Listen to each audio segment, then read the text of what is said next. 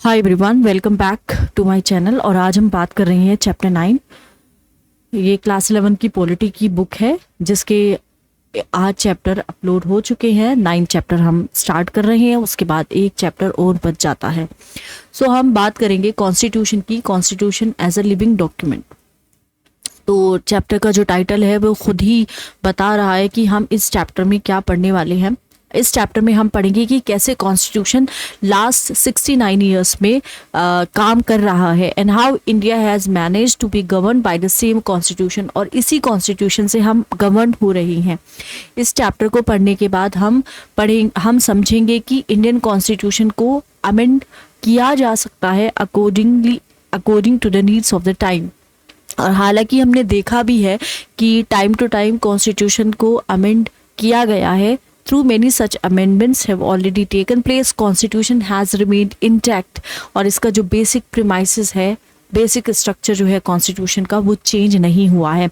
Judiciary ने important role play किया है कॉन्स्टिट्यूशन को प्रोटेक्ट करने के लिए और कॉन्स्टिट्यूशन को इंटरप्रेट करने के लिए भी। सो कॉन्स्टिट्यूशन एक डॉक्यूमेंट है that keeps evolving and responding to changing situations. ये लिविंग डॉक्यूमेंट है। तो लिविंग जैसे एक जिंदा चीज़ होती है जो कि रिस्पॉन्ड करती है सिचुएशंस के हिसाब से, उसी तरह से कॉन्स्टिट्यूशन भी टाइम टू टाइम अपने आप को अडेप्ट करता आया है सिचुएशन के हिसाब से। क्या कॉन्स्टिट्यूशन स्टैटिक होते हैं? स्टैटिक का मतलब होता है कि एक दफ़ा बन के कॉन्स्टिट्यूशन बने और फिर उनमें कोई चेंजेस नहीं हुए हैं। स्टैटिक मतलब something that is stationary. So it is not uncommon for nation to rewrite their constitution. दोबारा से कॉन्स्टिट्यूशन को लिखना अनकॉमन नहीं है in response to change circumstances और change of ideas within the society और even due to political upheavals. देखा है बहुत सारी कॉन्स्टिट्यूशन, बहुत सारी सोसाइटी के कॉन्स्टिट्यूशन हमारे पास एग्जाम्पल है जहाँ पे constitution time to time change हुए हैं। सोवियत यूनियन की अगर हम बात करें, इसके 4 कॉन्स्टिट्यूशन हुए हैं। जैसे 74 ईयर्स हुए हैं इसके इंडिपेंडेंट में, लेकिन कॉन्स्टिट्यूशन 4 हुए हैं, 1918, 1924, 1936 और 1977। And in 1999 rule of the communist party of Soviet Union came to an end and soon the Soviet federation disintegrated. 1991 में क्या होता है, कम्युनिस्ट पार्टी जो होती है सोवियत यूनियन की, कम्युनिस्ट पार्टी सोवियत यूनियन की, उसका एंड हो जाता है और उसके बाद सोवियत फेडरेशन टूट जाता है। इस पॉलिटिकल अपहेवल के बाद नईली फॉर्म्ड रशियन फेडरेशन ने एक कॉन्स्टिट्यूशन को अडॉप्ट किया था जो कि अडोप्ट होता है 1993 में। बट अगर हम अपने भारत देश की बात करें, अगर हम इंडिया की बात करें, तो इंडिया में constitution of India was adopted on 26 नवंबर 1949 को अडॉप्ट इसको किया जाता है। इम्प्लीमेंटेशन की अगर हम बात करें तो फॉर्मली 26 जनवरी 1950 को इसका इम्प्लीमेंटेशन शुरू हो जाता है। 69 ईयर से ज़्यादा हो चुके हैं इंडिया के कॉन्स्टिट्यूशन को, लेकिन कॉन्स्टिट्यूशन उसी तरह से फंक्शन कर रहा है as the same framework which the government of our country operates. So is it that हमारा जो कॉन्स्टिट्यूशन है इतना अच्छा है कि इसको बदलने की नीड ही नहीं थी? Was it that our constitution maker were so far sighted and wise that they had foreseen all the changes that would take place in the future? कहने का मतलब ये है कि जो हमारे फोर फादर्स थे जिन्होंने कॉन्स्टिट्यूशन को लिखा, क्या वो इस चीज़ से अवेयर थे कि कॉन्स्टिट्यूशन ये उनके आने वाली जनरेशन की सारी एक्सपेक्टेशन, सारी एस्पिरेशंस को पे खरा उतरेगी? In some senses both the answers are correct. It is true that कि हमने इनहेरिट किया है एक रोबस्ट कॉन्स्टिट्यूशन। बेसिक फ्रेमवर्क जो है कॉन्स्टिट्यूशन का हमारी कंट्री के लिए सूटेड है और सूट कर भी रहा है। It is also true that constitution makers were very far sighted and provided for many solutions for future generation, but no constitution can provide for all eventualities. No document can be such that it needs to no change. ऐसा हो ही नहीं सकता कि भाई आपने 500 साल पहले कुछ लिखा, उस टाइम के हिसाब से जो भी लॉज थे तो वो उसी टाइम के हिसाब से थे, बल्कि ये जो कॉन्स्टिट्यूशन है वही बेहतर कॉन्स्टिट्यूशन होता है जो अपने आप को चेंज करता रहता है टाइम के साथ साथ। फ्रांस के पास बहुत सारे कॉन्स्टिट्यूशंस थे लास्ट 2 सेंचुरीज में। सो रिवॉल्यूशन के बाद और नेपोलियनिक पीरियड के पास फ्रांस में भी बहुत सारे कंटिन्यूस एक्सपेरिमेंटेशन हुए कॉन्स्टिट्यूशन के बारे में। पोस्ट रिवॉल्यूशन कॉन्स्टिट्यूशन ऑफ 1793 उसको बोलते हैं period of the first French republic. Then commences the second French revolution जो आता है 1848 पे। Third French republic was formed with a new constitution 1875 में। 1946 में फिर क्या होता है, एक नया कॉन्स्टिट्यूशन, फोर्थ फ्रेंच रिपब्लिक आता है फाइनली। फिर 1958 में, जिसको हम 1958 पे कहते हैं, fifth French Republic came into being with yet another constitution. तो कहने की बात है फिर कैसे सेम कॉन्स्टिट्यूशन हमारी कंट्री को सर्व कर रहा है। पहला जो आंसर है इस तरह के क्वेश्चन का ये है कि हमारा, अगर हम अपने कॉन्स्टिट्यूशन की बात करें, एक्सेप्ट करता है necessity of modification according to changing needs of the society. जब सोसाइटी की ज़रूरतें बदल रही हैं तो कॉन्स्टिट्यूशन उस चीज़ को एक्सेप्ट कर रहा है। सेकेंडली, एक्चुअल वर्किंग जो है इंडिया का कॉन्स्टिट्यूशन का, यहाँ पे फ्लेक्सिबिलिटी है इंटरप्रिटेशंस की। दोनों political practice and judicial ruling have shown maturity and flexibility in implementing the constitution. So these factors have made our constitution कि वो living document है rather than a closed and static rule book। किसी भी society में जो draft करते हैं constitution को पर्टिकुलर टाइम पे, उनको एक चैलेंज तो फेस करना ही होता है। Provision of the constitution would naturally reflect efforts to tackle the problem that the society is facing at the time of making of the constitution. So at the same time, constitution must be a document that provides the framework of the government for the future as well. Therefore, the constitution has to be able to respond to the challenges that may arise in the future. In this sense, constitution will always have something that is contemporary and something that has more durable importance. At the same time, constitution एक frozen unalterable documents नहीं है, एक document है जो human being ने बनाया है and इसको टाइम टू टाइम रिवाइज करना बहुत ज़रूरी है। चेंजेस एंड री एग्जामिनेशन करना इसका कॉन्स्टिट्यूशन का बहुत ज़रूरी हो जाता है। सो इट इज़ ट्रू, ये बहुत सच है कि कॉन्स्टिट्यूशन हमारे ख्वाब, हमारी एस्पिरेशंस को रिफ्लेक्ट कर रहा है।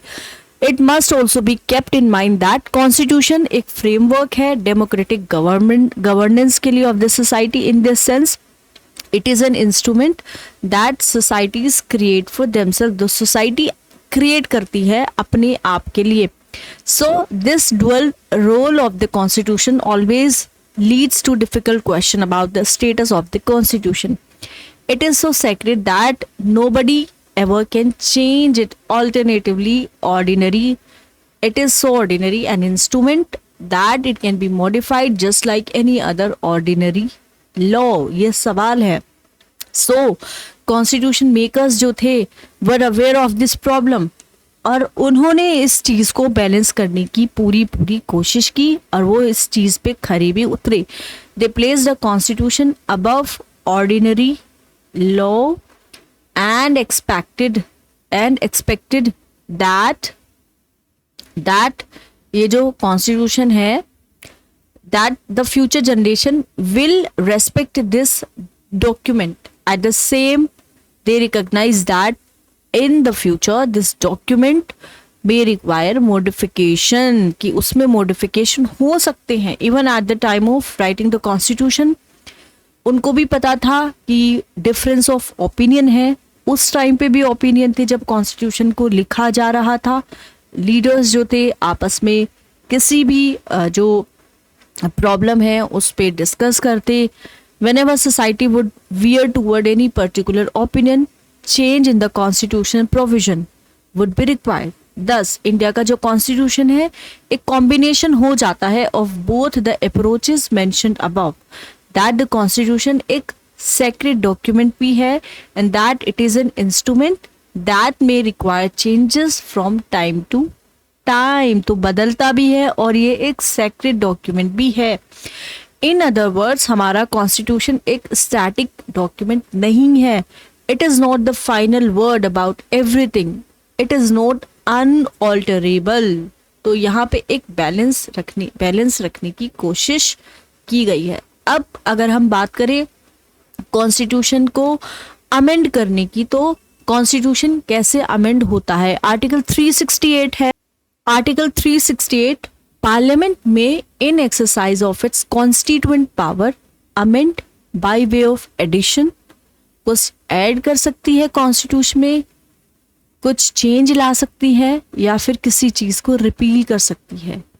In accordance with the procedure laid down in this article 368. Article इस केस में बहुत इंपॉर्टेंट हो जाता है. तो हमने ऑलरेडी देखा है कि जो कॉन्स्टिट्यूशन मेकर्स थे हमेशा से एक बैलेंस रखने की कोशिश उन्होंने की.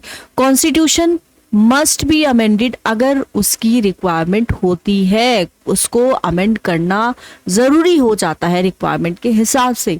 But unnecessary and frequent changes जो हैं उनसे भी हमें इसको बचाना है. In other words, they wanted the constitution to be flexible and at the same time कि ये रिजिड भी हो. फ्लेक्सिबल का मतलब होता है open to changes, and rigid means resistant to changes. तो constitution that can be very easily changed और modified is often called flexible. In the case of constitutions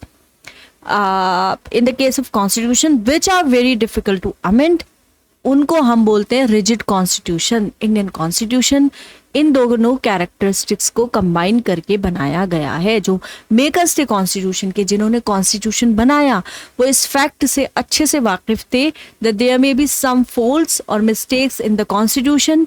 वो जानते थे कि constitution could not be totally free of errors. जब कभी भी इस तरह की जो मिस्टेक्स हैं would come to light, they wanted the constitution to be easily amended and to be able to get rid of these mistakes. Then there were some provisions in the constitution that were of temporary nature, and it was decided that these could be altered later on once the new parliament was elected. But at the same time,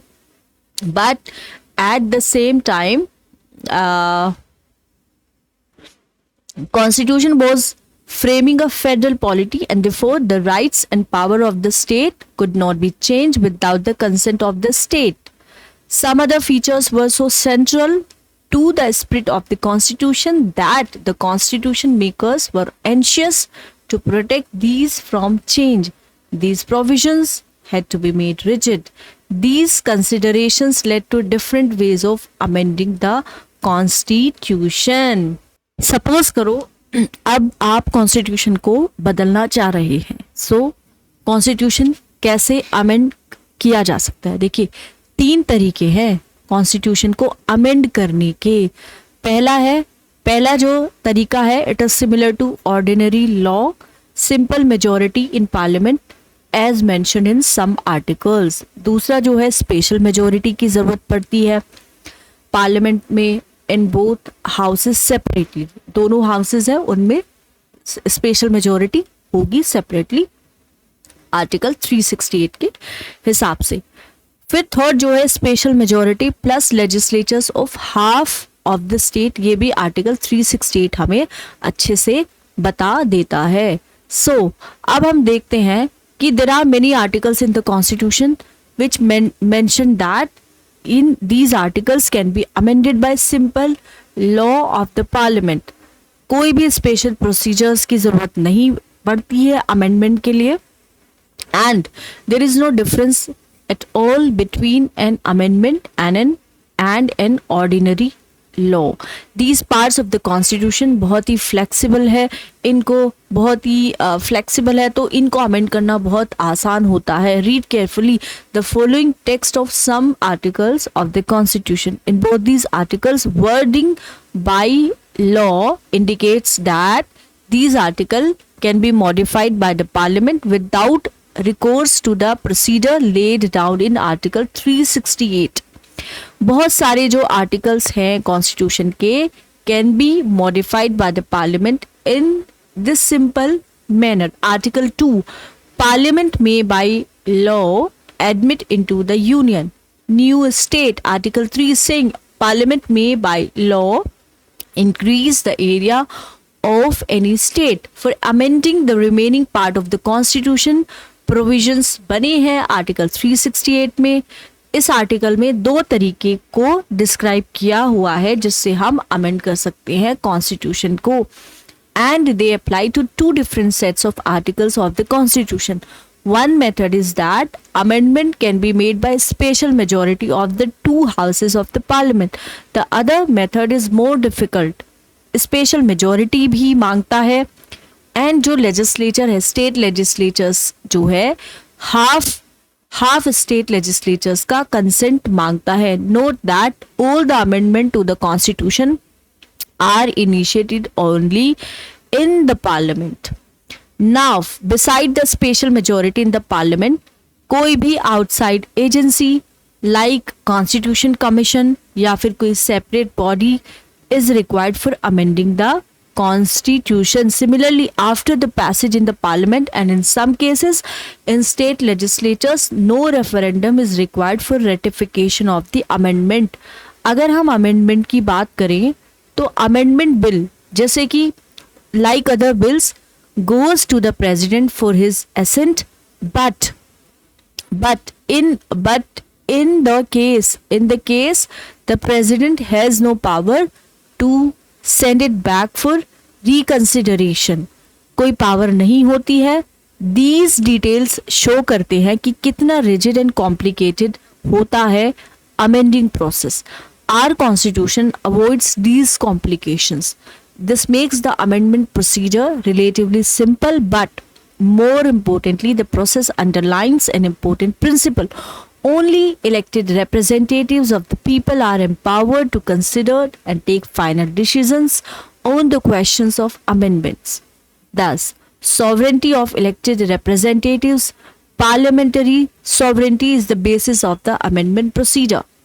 special majority की बात करें, in the chapter on election executive and judiciary we have come across provisions that require special majority.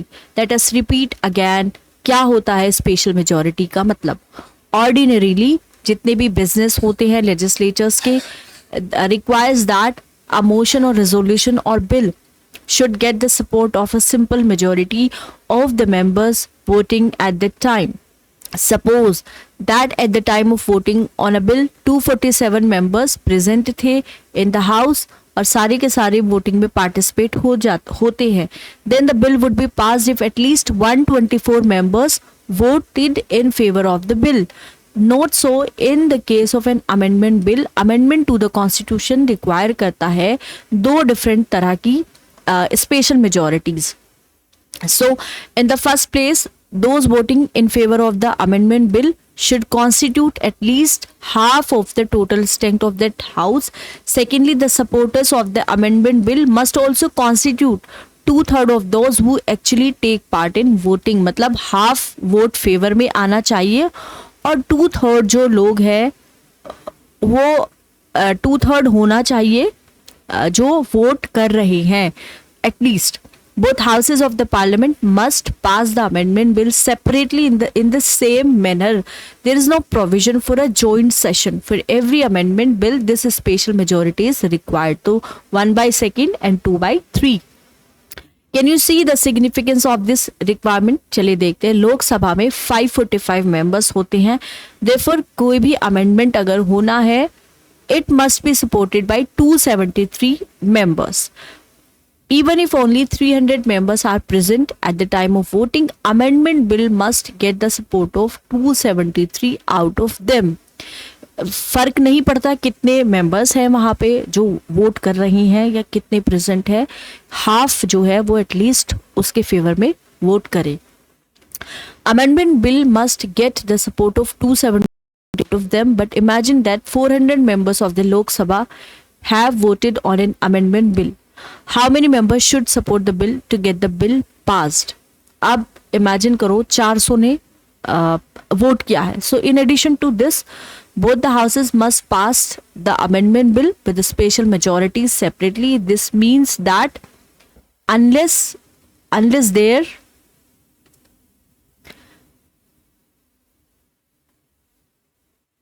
unless their two principles dominate the various procedures of the amending the constitution in most modern constitution.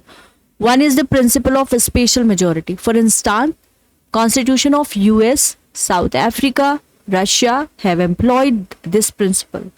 In the case of constitution of US, it is 2/3 majority, while in South Africa and Russia, for some amendment, 3/4 majority is required. 3/4